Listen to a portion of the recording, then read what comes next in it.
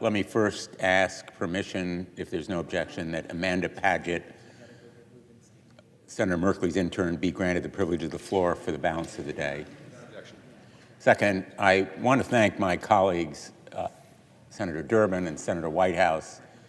I've been proud to be part of their team working for the most minimal kind of ethical standards for the highest court in the land.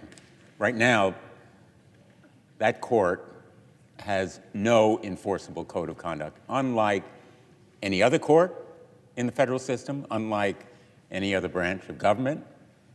It is so elemental as a matter of simple ethical conduct and appearance.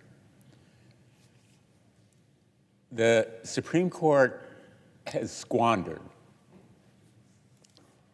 its almost mystical authority, its unique power in the federal government.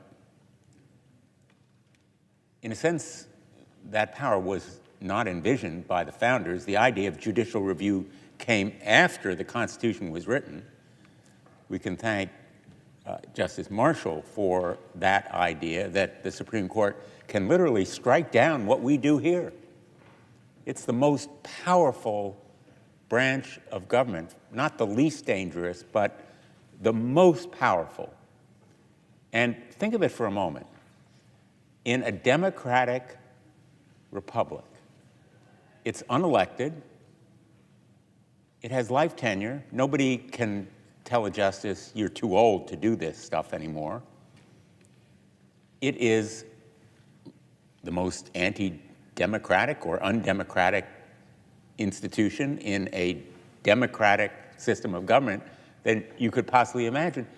And so its power is really dependent on its adherence to standards of integrity that gain respect and credibility. It has no armies, it has no police force.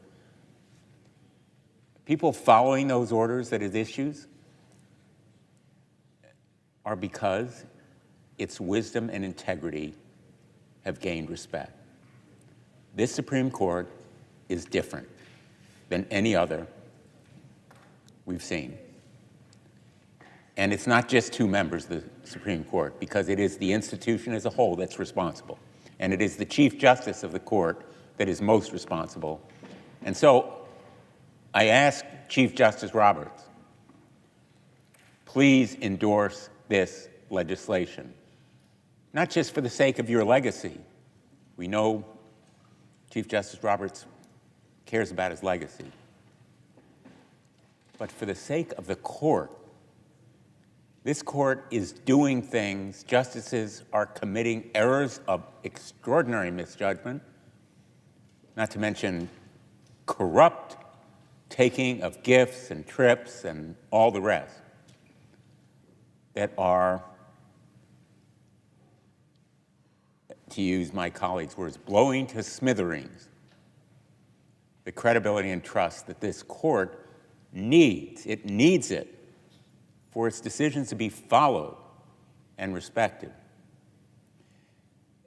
What we're doing here is very simply saying to the court, you must have a code of conduct that's enforceable.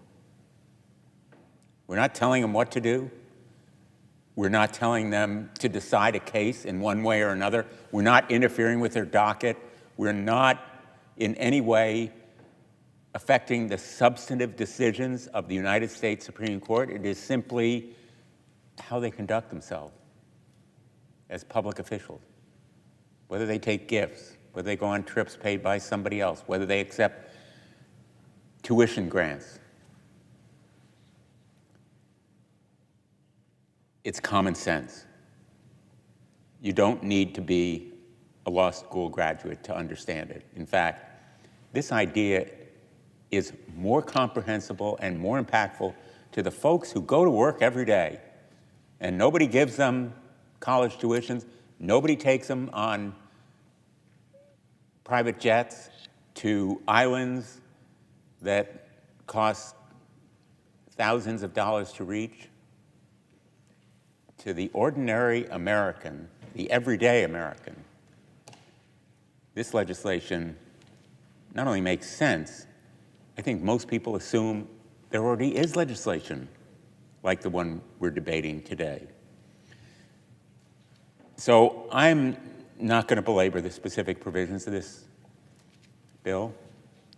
I believe that we're going to have to go farther. I think there ought to be an inspector general for the courts as a part of the judicial conference, just like there is in other government entities. I think there has to be court reform that casts light on the shadow docket. There are a series of reforms, and some are a lot more draconian in their scope.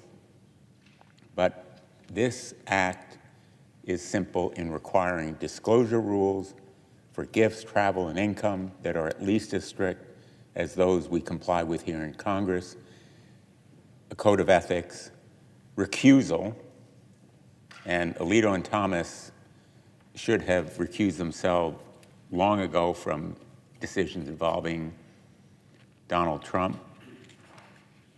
This comprehensive judicial ethics legislation is long overdue, and my biggest regret as I stand on the floor of the Senate today is that it is not bipartisan, because it should be. I've argued 4 cases in the United States Supreme Court. I've been a law clerk there. I have immense respect, unshakable respect for the institution. The institution. I have reverence for what it reflects in America. And sadly, the court has inflicted wounds on itself that will be difficult, and my fear is impossible to repair. But this measure will at least begin that process. Thank you, and I yield the floor. Mr. President, Senator from Vermont.